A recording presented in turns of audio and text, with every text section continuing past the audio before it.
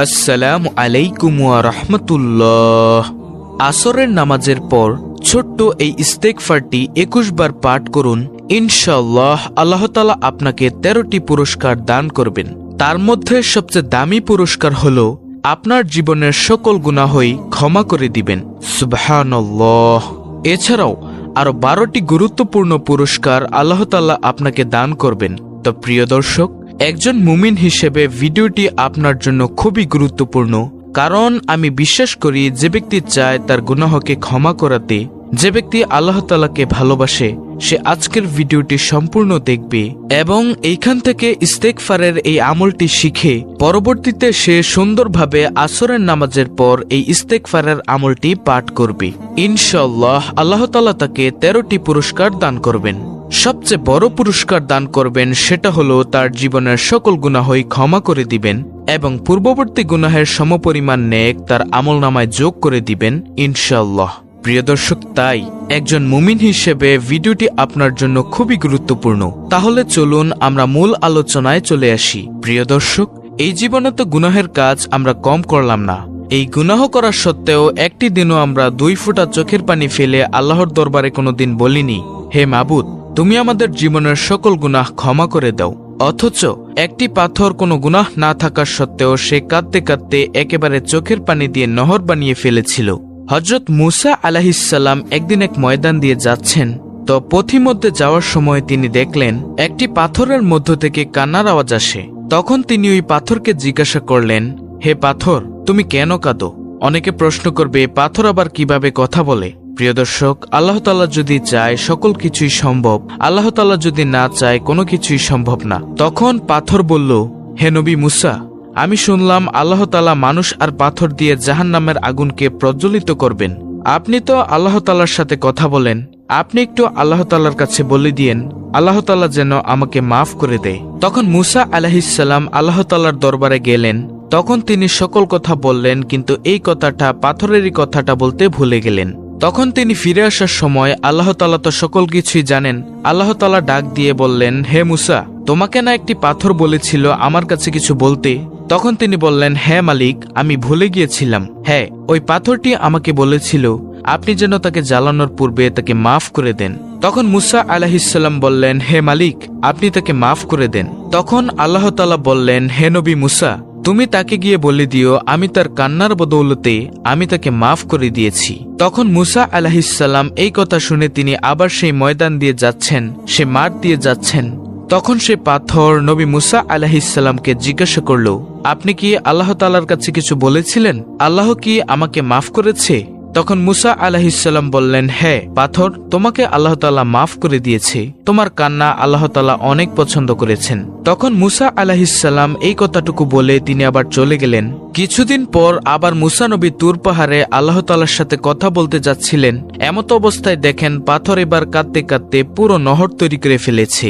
তখন মুসা আলাইহিসসালাম বললেন, হে পাথর, তোমাকে তো আল্লাহ তাআলা মাফি করে দিয়েছে, তারপরও তুমি কেন কাঁদো? তখন সেই পাথর উত্তর দিল, এটা সারা দুনিয়ার মানুষের জন্য, মুসলমানের জন্য একটি অ্যালার্ম স্বরূপ। তখন এই পাথর বলল, যে কান্নাকে আল্লাহ তাআলা এত পছন্দ করেন, যে কান্নার কারণে আল্লাহ তাআলা আমাকে মাফ করে দিয়েছেন, আমি বুঝতে পেরেছি আল্লাহ তাআলা কান্নাকে খুবই পছন্দ করেন, তাই আমি আরো বেশি কান্নার পরিমাণ বাড়িয়ে দিয়েছি। সুবহানাল্লাহ। প্রিয় নবী সাল্লাল্লাহু আলাইহি ওয়াসাল্লাম বলেন, আমার কোনো উম্মতের গাল বেয়ে যদি 1 ফোঁটা চোখের পানি ফেলতে পারে, সেই পানি জমিনে পড়ার আগেই তার সকল মনের আশা পূরণ করা হয় এবং সকল গুনাহই ক্ষমা করে দেওয়া হয়। সুবহানাল্লাহ। কান্নাকে আল্লাহ তাআলা এতটাই ভালোবাসেন। হাসরের ময়দানে যখন জাহান্নাম দৌড়িয়ে আসবে সমস্ত গুনাহগারকে ধ্বংস করার জন্য, তখন আল্লাহ তাআলা ফেরেশতাদেরকে বলবেন, হে ফেরেশতারা, আগে আমি বিচার কার্য শেষ করে নেই, তোমরা একটু পানি ছিটিয়ে দাও জাহান্নামের গায়ে। তখন পানি ছিটিয়ে দেওয়া হবে এবং জাহান্নাম দ্রুত পিছনে চলে যাবে। আর সেই পানিটি হলো বান্দাবান্দি যে এই দুনিয়াতে থেকে আল্লাহর দরবারে কেঁদেছে, সেই 1 ফোঁটা চোখের পানি। সুবহানাল্লাহ। প্রিয় দর্শক, চোখের পানির এতটাই দাম। আমাদের প্রিয় নবী সাল্লাল্লাহু আলাইহি ওয়াসাল্লামের কোনো গুনাহ নেই, তারপরও নবী সাল্লাল্লাহু আলাইহি ওয়াসাল্লাম দৈনিক 70 বারেরও অধিক তওবা ইস্তেগফার করতেন। অথচ আমাদের গুনাহের কোনো শেষই নেই। আমরা একটুও ভয় করি না আল্লাহ তাআলাকে, আমরা একটুও ভয় করি না আল্লাহ তাআলার ওই কঠিন আযাবকে। প্রতিনিয়ত আমরা গুনাহ করেই যাচ্ছি। প্রিয় দর্শক, তাই আজকের ভিডিওতে যে আমলটির কথা বলবো, উক্ত আমলটি আমরা সুন্দরভাবে শিখে আল্লাহর দরবারে উক্ত আমলটি আমরা করব।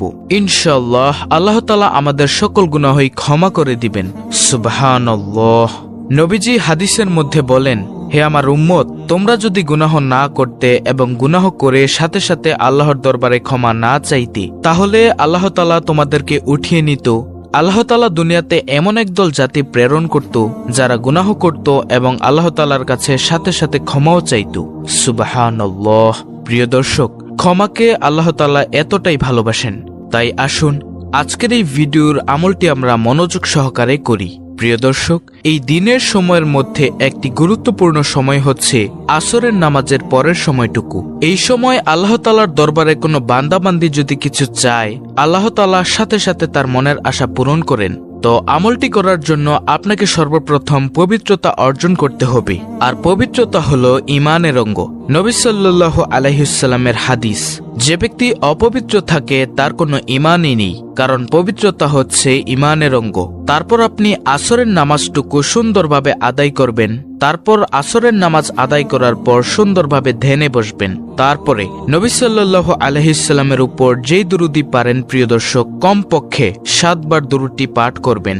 সবচেয়ে ছোট দুরূদ হলো সাল্লাল্লাহু আলাইহি ওয়াসাল্লাম। যেই দুরূদি আপনি পারেন প্রিয় দর্শক, সেই দুরূদই আপনি 7 বার পাঠ করবেন। তারপরে আপনি একটি ইস্তেগফার পাঠ করবেন। আর সেই ইস্তেগফারটি হলো আস্তাগফিরুল্লাহ, আস্তাগফিরুল্লাহ, আস্তাগফিরুল্লাহ। সবচেয়ে ছোট্ট ইস্তেগফার, এটা আপনি 21 বার পাঠ করবেন তওবা করার জন্য। তারপর আবার নবী সাল্লাল্লাহু আলাইহি ওয়াসাল্লামের উপর 7 বার সাল্লাল্লাহু আলাইহি ওয়াসাল্লাম এই দুরূদটি পাঠ করবেন। এইবার আল্লাহ তাআলার দরবারে মোনাজাত করিয়া সকল গুনাহের জন্য ক্ষমা চাইবেন।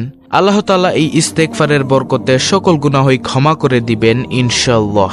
এছাড়াও আপনাকে 13টি উত্তম পুরস্কার দান করবেন।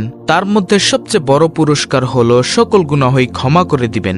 এছাড়াও অন্য পুরস্কারগুলো হলো আপনার দিলের মধ্যে আল্লাহ তাআলা রহমত দান করবেন, গায়েবী খাজানা থেকে রিজিকের ব্যবস্থা করবেন, আপনার রিজিকের দায়িত্ব আল্লাহ তাআলাই নিয়ে নিবেন, আমলের মধ্যে আপনার মন বসিয়ে দিবেন, শয়তানের কুমন্ত্রণা থেকে আল্লাহ তাআলা আপনাকে বাঁচিয়ে দিবেন এবং উত্তম নেক সন্তান দান করবেন, ফসল আদি সকল কিছুর মধ্যে বরকত দান করবেন, রিজিকের মধ্যে বরকত দান করবেন, অন্তরের মধ্যে নূর দান করবেন এবং কলবের মধ্যে নূর দান করবেন।